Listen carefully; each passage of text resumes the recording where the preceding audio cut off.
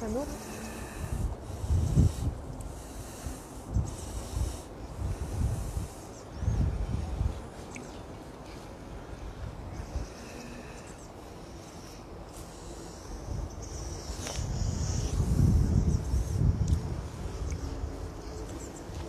Bonjour à toutes et à tous, nous sommes de retour à la ferme de Paris avec Héloïse. Héloïse, de quoi tu vas nous parler aujourd'hui?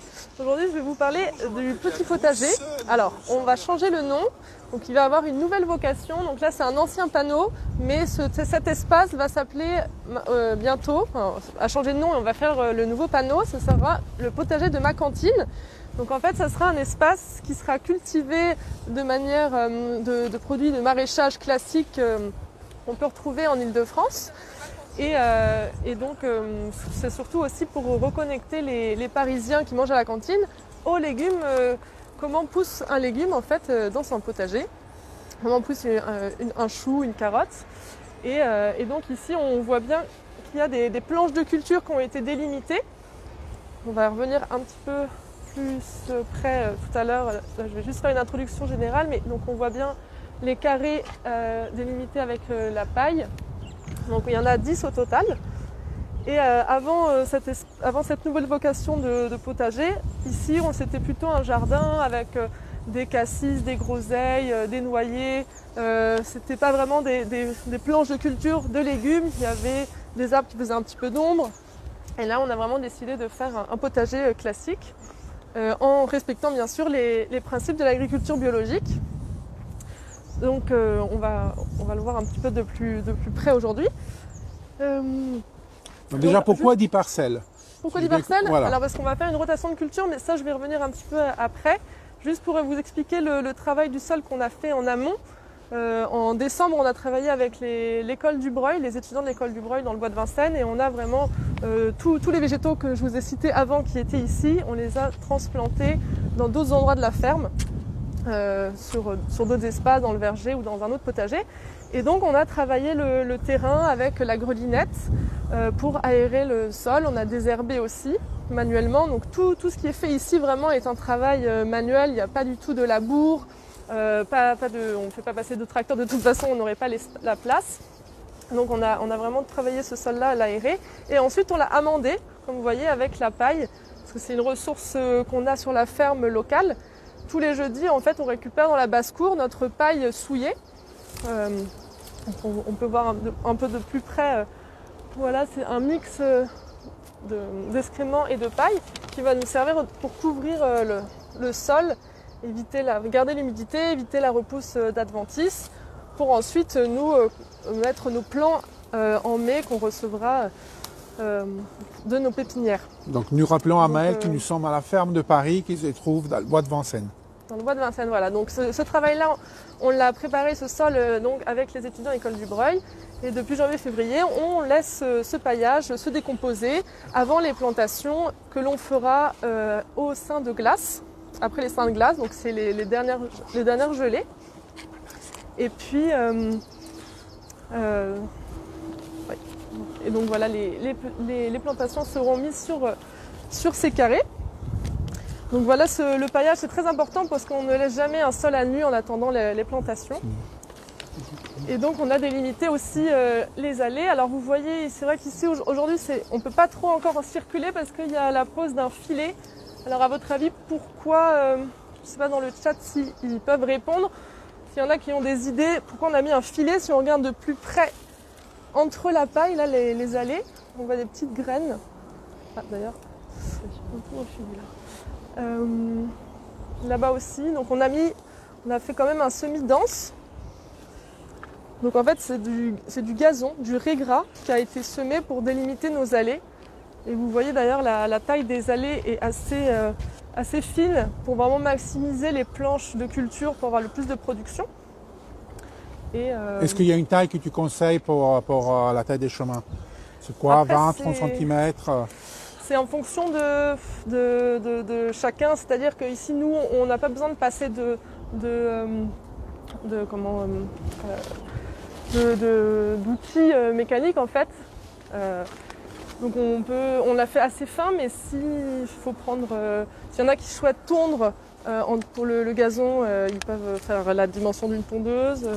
Qu'est-ce qu'il y a d'autre? S'ils veulent passer une petite remorque. Eh ben oui, c'est Idoé. On a mis le filet pour que les oiseaux ne mangent pas les graines. Ah oui, c'est ça, effectivement. On est obligé de, comme on fait des Bravo, semis Maëlle aussi. dans le bois de Vincennes, on est obligé de couvrir avec un filet parce qu'on a énormément d'oiseaux, de pigeons qui sont granivores et donc qui vont se régaler de toutes ces graines-là. Donc avant la levée du semis, on protège. Et pour l'instant, ça a été semé il y a une semaine, donc ça n'a pas encore bien levé, on voit encore les graines. Donc on laisse pour le moment le filet. Voilà pour ces allées. Et donc après, les planches de culture, comme je vous disais, elles sont au nombre de 10. Et donc on va faire une rotation de culture. Alors la rotation de culture, avant de l'expliquer, je vais déjà vous faire appel aux personnes qui nous suivent dans le chat, savoir si les gens connaissent quelques familles botaniques de plantes et si oui, des légumes qui appartiennent à ces familles. Me citer un légume ou deux d'une grande famille botanique. Je pense que peut-être qu'on connaît tous au moins une grande famille botanique, peut-être. Gualtiero, tu connais? Ah non, moi je ne connais pas. Les légumineuses, les cucurbacées. Ah bah tu vois que tu connais. Voilà, non mais alors, voilà. Cucurbitacées. Cucurbitacées, c'est compliqué à dire, voilà. Légumineuses, c'est l'ancien nom. C'est l'ancienne appellation. Maintenant, les familles botaniques parfois changent de dénomination. Donc légumineuses c'était avant et maintenant on parle de fabacées. Mais c'est pareil, c'est les légumineuses. Des fabacées. Fabacées. Fabacées. Donc ça, pour la rotation de culture, c'est très important de bien connaître les différentes familles. Au potager, on a 8 grandes familles. Et pourquoi c'est important de les connaître? Parce qu'en fait, on ne peut pas planter, quand on fait une rotation de culture, c'est qu'on va alterner sur une même parcelle. Enfin, d'année en année, on va changer en fait la culture. On me dit solinacée. Solanacée. Solanacée? Solanacée, oui. Okay. Avec un exemple ou juste? Je ne sais pas. C'est Idoé, si tu peux nous donner un exemple. Donc par exemple, voilà, la famille des Solanacées, on va retrouver par exemple l'aubergine, les tomates, les poivrons. Et ces légumes-là sont très gourmands en eau, en azote. Et donc en fait, on va éviter d'une année sur l'autre de remettre cette même culture parce que ça va épuiser le sol. Donc on va choisir par exemple de mettre les fabacées, les légumineuses, entre deux cultures, entre 2 années. Donc pour qu'en fait, par exemple, les fabacées, c'est les haricots, des pois chiches, des fèves. Ça va apporter de l'azote au sol et après des solanacées par exemple. Donc c'est pour ça qu'on a 10 carrés. Donc en fait, c'est une rotation sur 10 ans parce que chaque carré, c'est une année. Donc donc c'est là où j'ai besoin de la revue. Il y a un petit tableau qui montre bien. Voilà, si on peut filmer. Donc pour ceux qui sont intéressés par les rotations de culture, donc là on voit bien l'année 1, on peut mettre des solanacées. Ensuite, on va mettre des légumes, par exemple des laitues, verdures racines. Ensuite, l'année 3, cucurbitacées, ce sont toutes les courgettes par exemple. Donc on va prendre une photo, on va vous le mettre après dans les publications. Oui, alors vous pouvez aussi retrouver, c'est dans cette revue, 4 saisons. Et en fait, c'est un agriculteur assez reconnu sur la rotation de culture qui s'appelle Jean-Marc Fortier, qui explique cela dans cette revue. Voilà, c'est celui ici. Donc lui, il a vraiment une exploitation sur plusieurs hectares. Hein. Donc nous, on optimise sur un petit espace. On peut reproduire ça sur des grands... Mais voilà, en fait, en permaculture, c'est aussi possible de le faire sur des grands espaces. Et lui, voilà, il optimise. En fait, ça permet aussi d'avoir une meilleure terre, de faire de la rotation de culture et donc d'avoir des meilleurs rendements. Et donc même en vente commerciale, c'est intéressant de faire de la rotation de culture. D'ailleurs, la rotation de culture est plus connue sur des grandes cultures, comme par exemple avec du blé, on alterne avec de la févrole. Et ensuite, sur 3 ans... on a une invitée surprise, le petit gardien de la ferme. Oui, c'est notre petit chien de la ferme qui va vite grandir. Ouais. Alors... Donc voilà, en général, on connaît beaucoup la rotation de culture sur les grandes cultures de févrole, maïs, blé, mais au potager, c'est aussi possible avec les légumes qu'on a cités. Comment ils s'appellent déjà? C'est Rasta. C'est Rasta. Rasta, notre. Bonjour, guide Rasta. urbain. Il est très joueur, hein, il ne va pas vous attaquer, vous inquiétez pas. Ah non, mais ça, Donc, on n'a pas peur. est-ce qu'il y avait d'autres personnes qui connaissaient dans le chat des familles ou pas? J'ai toujours de la solanacée par Fabrice, tomates, pommes de terre, poivrons, piment. Voilà, donc ça c'est. Et quelles sont les autres familles alors? Dis-nous. Alors nous, on a choisi de représenter donc effectivement les pommes de terre. En premier cas de culture, les pommes de terre qui appartiennent à la famille des solanacées. Ensuite, on va mettre, comme le disait dans l'année 2, des verdures racines. Donc on mettra la laitue. Donc ça, c'est la famille. Donc on peut mettre aussi en année 3 des brassicacées. Brassicacées, c'est tout ce qui est chou. Chou de Bruxelles, par exemple. Et puis l'année d'après, on peut mettre des aliacées. L'aliacée, c'est toute la famille des poireaux, des oignons, de l'ail. Alors Rasta. la famille des... Rasta. Donc la famille des aliacées, c'est important aussi de ne pas mettre d'une année sur l'autre après des poireaux, de l'ail, parce que ça peut aussi apporter des parasites dans la terre. Parce que en agriculture biologique, on a fait beaucoup appel aux auxiliaires de culture, donc on va planter aussi à côté de nos légumes des fleurs qui vont attirer des coccinelles, des larves de coccinelles qui vont manger des pucerons par exemple, mais il y a quand même des parasites qu'on retrouve dans la terre. Alors, on a des livres aussi s'il y en a qui sont très intéressés, des taupins, des nématodes qu'on peut retrouver, et donc cette rotation de culture-là va justement enlever tous ces parasites dans la terre. Et puis aussi la mouche du chou, voilà, ça limite. Alors je vous invite à revenir par ici. Donc là on a aussi laissé un petit carré de safran parmi nos futures cultures. Donc je précise qu'on va tout planter, on va recevoir des plants pour le mois de mai. On attend le repiquage, on va le faire après les seins de glace. Alors moi je me suis un peu éloigné pour éloigner Rasta, notre mascotte. Il y a Fabrice qui nous parle des cénopodiacées. Ah, je ne sais pas si tu en as parlé. Oui, non, j'ai pas fait toute la liste, mais effectivement on en a. Alors c'est les épinards. Exact, épinards, betteraves, blettes et poirées. Poirées il écrit poirées. En tout cas, oui, les kénobodes, donc nous on va le mettre après les aliaciers, les poireaux. Et ensuite, après la betterave, on plantera sur le carré de culture, on mettra des courgettes, donc des cucurbitacées après les kénopiadacées. Est-ce qu'il y a une séquence dans cette rotation de culture? Une séquence. On met d'abord une famille, après une autre encore. Oui, il faut juste que ça s'alterne. En fait, ce qui est intéressant dans la rotation de culture, c'est qu'on fait une sorte de monoculture entre guillemets sur un carré, mais en fait tout va être cultivé la même année. Donc on aura vraiment des pommes de terre, de la salade, des choux, des poireaux sur la même année, mais c'est juste qu'ils vont alterner l'année d'après. Au lieu que ce soit les pommes de terre là, ils seront là-bas. Donc il faut un parcours, ceux qui étaient un parcelle numéro 1 et parcelle numéro 2. C'est très important de bien définir son plan. Il faut vraiment le marquer dans le noter et faire un plan comme voilà, ici. comme le plan que tu nous as montré, il faut vraiment faire un plan sur la 8e année, on ne sait plus qu'est-ce qui avait été planté à cet endroit-là. Donc c'est très important pour le jardinier d'avoir ce plan en tête pour ne pas refaire une année avec la même culture et avoir des possibles parasites. Et il suffit parasites. d'un papier, un crayon, une trace de ligne, voilà, c'est pas très compliqué. Oui, voilà, un tableau comme ça. Alors il y a aussi on ne voit pas très bien sur cet espace-ci, mais tout au fond, il y a aussi de la paille. Alors, là où il y a le panneau vert, là, oui, à partir de là, il y a une délimitation. C'est une petite bande qu'on appelle une jauge.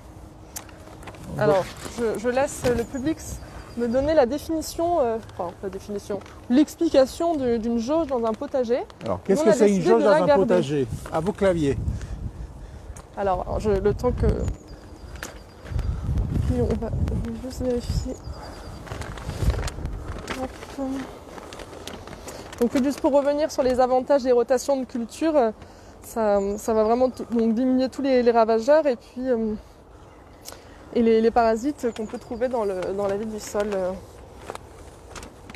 Alors la jauge, et donc là aussi on a reçu des plants. Voilà, qu'est-ce que c'est tout ça? Alors ce sont des plants de fraises, donc il y a 3 variétés. Il y a la Mara des Bois, la Gariguette ici. C'est celle-ci là. Ouais. Donc on les a reçus hier, donc on va les repiquer dans un carré justement du potager de ma cantine aussi. On va le mettre. Donc le potager de ma cantine, juste pour revenir en introduction pour ceux qui nous ont suivis, repris en cours de route, c'est un espace en fait qui va aussi qui répond au plan d'alimentation durable de la ville de Paris, qui est un plan qui sur 5 ans de relocaliser l'agriculture en Île-de-France, donc d'alimenter, d'approvisionner les cantines de la ville par les terres agricoles en local et en agriculture biologique. Donc ici, ça pourra illustrer justement pour les Parisiens. On a des réponses par rapport à la jauge, on en a plusieurs. Maëlle qui nous dit qu'elle sert à mesurer le volume d'eau qui est tombé. Seidoé qui dit que c'est là où on met le reste de légumes. Et Géraldine qui nous dit que ça sert pour maintenir l'humidité. Et Ma qui nous dit que c'est un espace sauvage. Okay. Quelle est la bonne réponse? Alors il y en a une qui se rapproche le plus. Voilà, donc il n'y en a aucune. Mais... si, c'est ça, mais bon, c'est ce qu'elle a voulu dire. Un espace où on met les végétaux en trop, c'est ce qu'elle disait, non on met le... Alors, c'est écrit sans culture, où on met le reste des légumes. D'accord, alors oui, c'est quand on reçoit en fait c'est une zone de stockage quand on reçoit des végétaux et qu'on ne veut pas les mettre en ce moment même en culture, en terre. On va, par exemple, si c'est des racines nues, les mettre dans cet espace-là, la jauge, pour pas que le végétal meure en fait. Donc ça va être un endroit, une zone tampon en fait temporaire. Une zone tampon d'attente. Donc là, cette zone-là, elle est, vous voyez, le long du mur, donc elle est plutôt à l'ombre. Mais comme c'est un espace temporaire qui va ensuite être remis dans un endroit ensoleillé et où il donc, comme dit Géraldine, on peut bien planter des formes de terre, mais pas que ça. Oui, mais le but, c'est de laisser cet espace vide. Si on cultive des pommes de terre, on ne pourra plus remettre nos végétaux.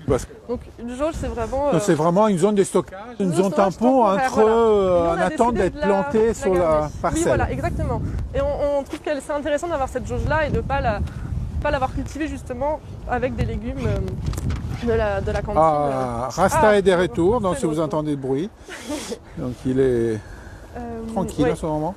Donc voilà pour la rotation de culture, nos petites allées enherbées qui vont bientôt germer, voilà, les graines vont bientôt lever. Et puis, donc là c'est déjà planté, c'est ça? Alors là le gazon est semé, mais les plants qui seront dans les planches de culture arriveront en mai.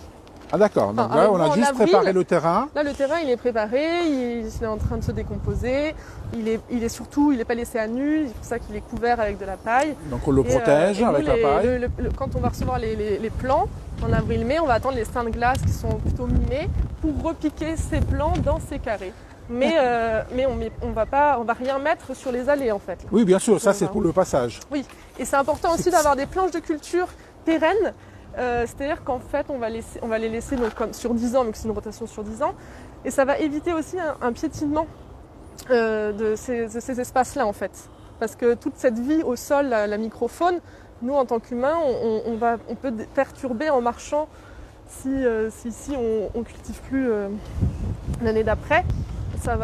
C'est bien de vraiment laisser ce sol cultivé et qui revive et donc bien marcher sur les zones, les allées. Donc, et je vois que vous avez laissé une petite zone libre à l'entrée. Oui. J'imagine que c'est pour faciliter la circulation, poser ses outils. Oui, voilà, une zone un peu détente juste à l'entrée, donc ça sera engazonné aussi. On pourra mettre une table, ce sera le repos du jardinier. On pourra pour mettre nettoyer les légumes avant de... Voilà, exactement. On pourra poser dans des paniers les légumes récoltés. Et ça sera plus... Puis en plus, c'est à vue que cet espace-là sera fermé au public à l'intérieur, mais le public parisien, le week-end à notre réouverture, pourra passer ici. Et ici, on pourra mettre des panneaux d'affichage en expliquant chaque légume, son semis, sa récolte, sa plantation, parce que voilà, il est important aussi de rappeler le cycle de culture de chaque végétaux, que quand on récolte un légume ou un fruit, son semis est bien en amont, et voilà, il faut rappeler tout ce cycle-là, donc on fera des panneaux qui expliqueront... donc le rendez-vous est pris pour le printemps, comme tout. Pour le printemps, oui. Et alors je vous invite à voir un petit peu de documentation. Voilà, pour vous pour apprendre un peu plus. Alors ça c'était... Oula, il y a du vent aujourd'hui, ouais, donc ça s'envole un peu. Voilà, c'est bien si tu les prends Oui, je l'ai mis. Voilà. à la main. Donc lui, c'est vraiment spécifique sur la rotation des cultures. Donc il est très bien fait parce que j'ai mis quelques post-it. On rappelle qu'ici à la ferme, il y a une bibliothèque spécialisée sur Voilà, donc ce genre d'ouvrage qu'on peut venir consulter. Bien connaître, si on veut faire une rotation de culture, toutes les familles botaniques, les Alliacées, les Apiacées et les légumes correspondants. Et puis surtout, ce qui est important, ce sont les calendriers. Donc là, après, c'est chaque Voilà. légume a voilà, le poids, le besoin en compost du poivron. Donc le poivron, ce que je vous disais, appartient à la famille des Solanacées. Donc il va avoir quand même besoin, avant qu'on repique les plants, on va apporter du compost pour vraiment faciliter le démarrage aussi de ces plants-là qui vont être repiqués ici. Et voilà, donc là, les présidents de culture, ce qu'il faut mettre avant et à éviter. Donc on ne remet pas notre famille de Solanacées après les poivrons. On va éviter de mettre de la tomate ou des cucurbitacées, des courgettes. Mais donc voilà, c'est ce que j'expliquais avec le tableau de rotation de culture. Donc les pois, c'est la famille des fabacées. J'ai Catherine qui nous demande ces plants dans des bacs. Est-ce qu'il faut qu'elle attende quand même la sanglace avant de s'aimer? Alors après, ça dépend des régions en France, il y a des régions Parlons où il y a de Paris. microclimats. Voilà. De Paris, c'est toujours mieux. Après, elle veut faire des semis ou c'est en plan? Elle me parle de... Voilà, Catherine, si tu nous entends, voilà. est-ce que c'est des semis ou des plants? Elle peut essayer un petit peu avant, mais il y aura peut-être de la perse s'il y a d'autres gelées. Voilà, mais... il y a le même risque qu'un plantaire en fait. Ah oui, le risque. Voilà. Oui, c'est pas parce que c'est en bac. Le risque est le même. Pardon, je sais juste. Voilà, donc là, c'est les grands tableaux qui expliquent toutes ces rotations. Bon, je ne sais plus, mais voilà, je vous laisse la référence. Ah, et merci. Et je crois Nora qui nous redonne les familles des légumes au potager sur le chat. Ah oui. Oui, enfin, solanacées, cucurbitacées, je crois qu'elle va continuer. Et après, si vous avez il y a aussi ce livre-là qui est intéressant pour optimiser sa production sur des petits espaces. C'est en agriculture urbaine, donc c'est un Rouennais en Seine-Maritime qui, sur 1500 m², qui arrive à produire sur un an. Donc il fait aussi de la rotation de culture et il fait aussi dans sa rotation de culture de l'association de culture, mais de la même famille. D'accord. Et pas de la même année. Donc voilà, vous pouvez trouver des informations complémentaires dans ces ouvrages-là. Et puis, et oui, pour les outils aussi, ce que je n'ai pas mentionné tout à l'heure, on a utilisé la grelinette pour préparer le sol, mais vous aurez un live beaucoup plus détaillé sur les outils le mercredi 17, voilà. Donc dans une semaine. La semaine prochaine en fait. La semaine prochaine, toujours à la même heure, avec Marcella. Et elle vous expliquera justement les outils qu'on a pu utiliser ici et d'autres outils qu'on utilise à la ferme pour un travail écologique du sol. Et voilà, sans labour et en agriculture On rappelle biologique. que la ferme de Paris, c'est une ferme pédagogique. Oui, et qui respecte les principes de l'agriculture biologique, et donc avec des outils qui ne détruisent pas la vie du sol. Merci voilà. beaucoup Héloïse. Merci à vous pour d'avoir toutes ces suivi. informations. Et puis, on te dit à très bientôt et bonne fin de journée à tous ceux qui nous regardent. Oui, bonne fin de journée. À la prochaine, dans mercredi prochain, prochaine, oui. sur les outils.